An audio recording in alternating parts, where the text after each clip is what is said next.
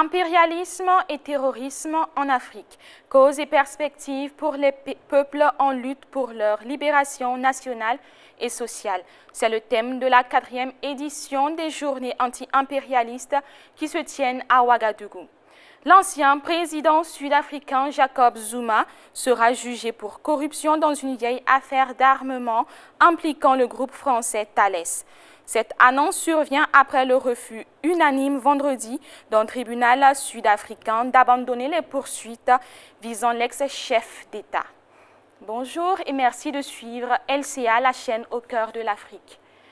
Ouagadougou abrite la 4e édition des journées anti-impérialistes du 11 au 12 octobre.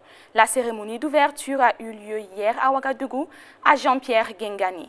Il s'agit d'un rendez-vous d'organisation nationale de lutte. Ces rencontres visent à contribuer à l'élévation du niveau théorique, idéologique et politique des participants par la création d'un cadre d'échange sur les liens entre terrorisme et impérialisme en Afrique. Bassirou Sawadogo et Alimata Ouedraogo. L'impérialisme et le terrorisme en Afrique, causes et perspectives pour les peuples en lutte pour leur libération nationale et sociale. C'est sous ce thème que se tient la 4e édition des journées anti-impérialistes. Pour les organisateurs, la nécessité de construire et consolider la solidarité internationale de lutte contre l'ordre impérialiste est nécessaire pour l'avènement d'un ordre social équitable et humain. En termes d'objectifs, je disais qu'on a principalement 3 objectifs.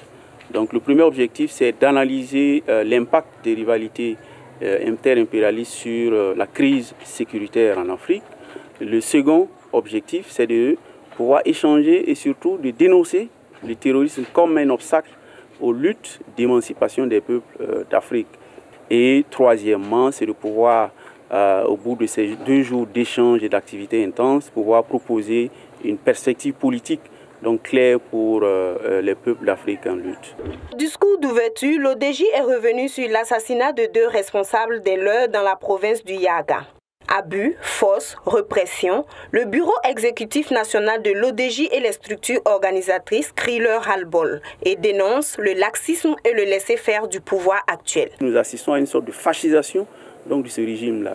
Voici des gens donc, qui ont été élus après, dans un contexte post-insurrectionnel, et dès qu'ils s'asseyent, ils s'emploient à verrouiller le système démocratique, à nier et à attaquer toutes les lois et tous les textes qui garantissent la liberté d'association et, comme on appelle, une manifestation. Prévu durer 2 jours, du 11 au 12 octobre, la 4e édition des journées anti-impérialistes regroupe une dizaine d'organisations nationales autour de plusieurs activités, des panels, des conférences, une marche-meeting et des prestations d'artistes.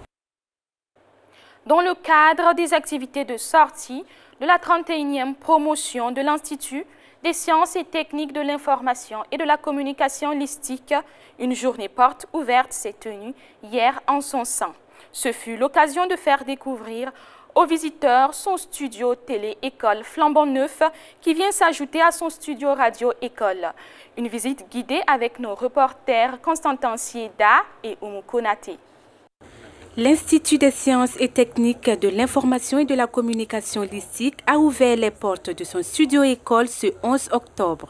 Cette journée porte ouverte a été initiée dans le cadre des activités de la cérémonie de sortie académique de la 31e promotion. Et à l'occasion, Listique a procédé au lancement du studio-école, un cadre de pratique et d'immersion professionnelle au profit des étudiants.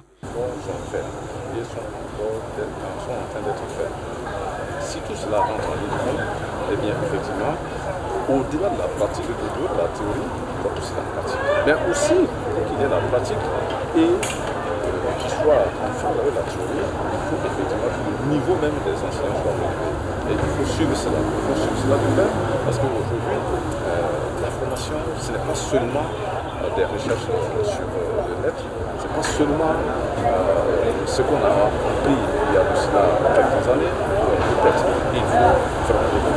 À travers ce lancement, l'ISTIC prend désormais son envol. En tant que parrain, le docteur Philippe Kaouno souhaite que l'ISTIC relève le défi en se restructurant pour se mettre en phase avec le marché du travail. Aujourd'hui, les métiers ont beaucoup fusionné.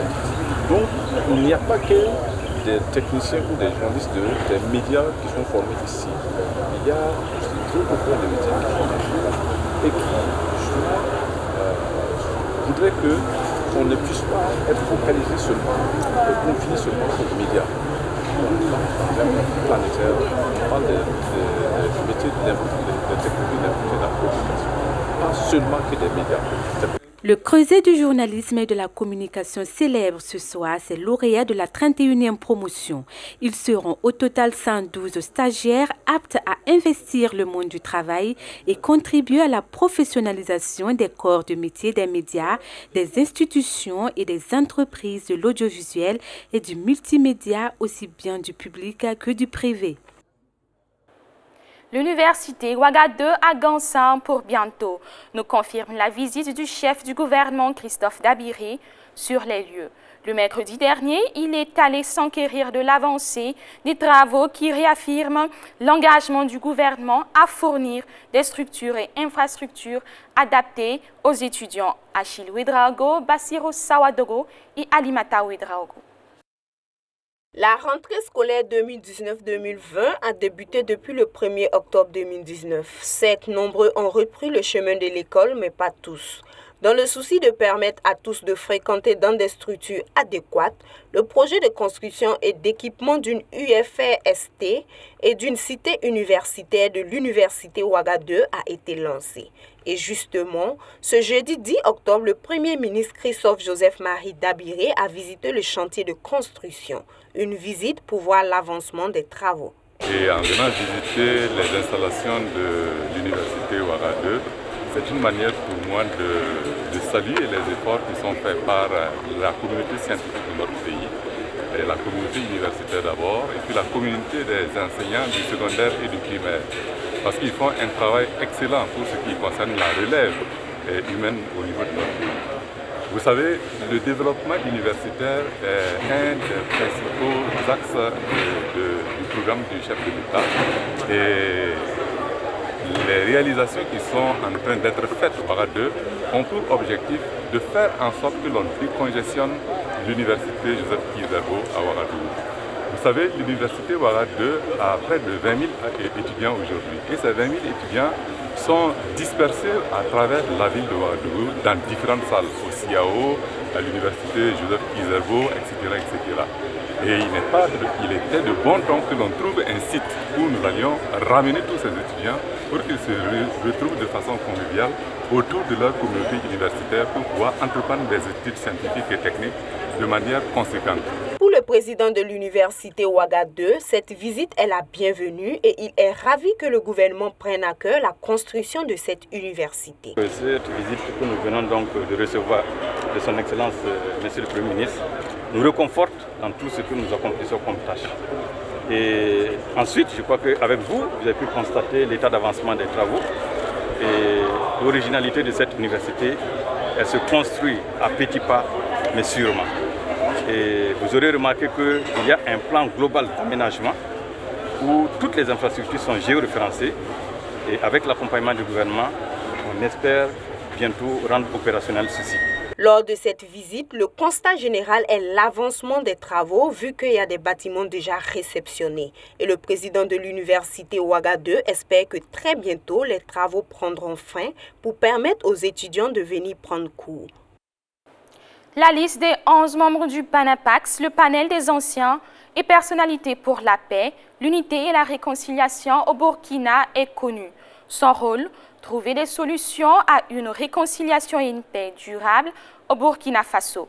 Le PANAPAX était face à la presse le mercredi dernier à Ouagadougou. Bassirou Sawadogo et Ahmed Nanema nous en disent plus. À nos semblables, nous devons respect, considération, protection, tel est notre devoir. Tends-lui la main, tends-lui la main, quelle que soit sa religion, tends-lui la main, soyons tolérants avant qu'il ne soit trop tard. Parce que nous laissons souvent agir et après nous venons pour intervenir. La mise en place du panel des anciens et personnalités pour la paix, l'unité et la réconciliation au Burkina Faso, le PANAPAX, à l'image du Collège des sages institué dans les années 2000, pour sortir de la crise consécutive à l'assassinat du journaliste Norbert Zongo, a été rendu public ce mercredi 9 octobre à Ouagadougou par le comité de l'appel de Manéga. Les 11 membres du PANAPAX auront pour mission de proposer des voies de sortie de crise et de résolution de la question d'insécurité au Burkina Faso. Et ce sont les anciens maintenant qui vont voir, selon les principes, les règles de la coutume, des valeurs de leurs expériences, comment il faut agir par rapport à telle situation. La conjonction des anciens et des jeunes amène à mettre en place ce panel des anciens pour la paix qui ont une connaissance approfondie du pays et des hommes. Une connaissance approfondie des valeurs anciennes, des pratiques et des mécanismes pour concilier les hommes et les amener à vivre ensemble et surtout la tempérance. L'invitation à la sortie de l'appel de Manéga des candidats à la présidentielle de 2020 a été dans le but de les sensibiliser à s'engager à observer des comportements de paix, a déclaré Lukman Sawadogo, secrétaire général du comité de l'appel de Manéga. C'est dans le but de les sensibiliser. Parce qu'on sait que c'est eux qui sont les meneurs d'hommes. Donc, on ne peut pas parler de paix et laisser de côté ceux qui sont les meneurs d'hommes. Vous comprenez? Donc, c'est un but pédagogique. Et c'est à ce titre-là que pour ceux qui se sont déclarés candidats, c'est nous-mêmes qui sommes allés vers eux pour leur dire, il y a l'appel de Manéga, vous devrez signer. Pour montrer votre engagement à rester dans la dynamique de paix, à prôner la paix et à éviter tout ce qui peut compromettre la paix dans notre pays. L'appel de Manéga avait pour objectif au début de sa création d'obtenir 100 signataires. Il a par la suite ouvert à pétition et se retrouve aujourd'hui à 300 signataires. Les informations hors de nos frontières. L'ancien chef de l'État sud-africain Jacob Zuma est soupçonné d'avoir touché 4 millions de rands ou 260 000 € au cours actuel de pot de vin du groupe de défense Thales à la faveur d'un contrat d'armement de près de 4 milliards d'euros conclu en 1999. Selon l'accusation, il a été rémunéré pour éviter à Thales des poursuites pour corruption via son ami et conseiller financier. Ce dernier a été condamné pour sa participation à cette affaire à 15 ans de prison dès 2005. Jacob Zuma et Thales ont toujours nié ces allégations. Impliqué dans de nombreux scandales, le président Zuma a été poussé à la démission en 2018. Il est remplacé par son vice-président Cyril Ramaphosa, qui a promis de nettoyer son parti et le pays de la corruption. Jacob Zuma, au pouvoir de 2009 à 2018, avait demandé l'abandon des poursuites, s'estimant victime d'une chasse aux sorcières lancée il y a 20 ans dans une rocambolesque affaire de vente d'armes. Mais le parquet sud-africain avait défendu leur maintien compte tenu du très lourd dossier retenu contre lui et au nom de l'égalité devant la loi. C'est la fin de votre journal. On se retrouve demain, toujours à la même heure, sur LCA, la chaîne africaine de télévision.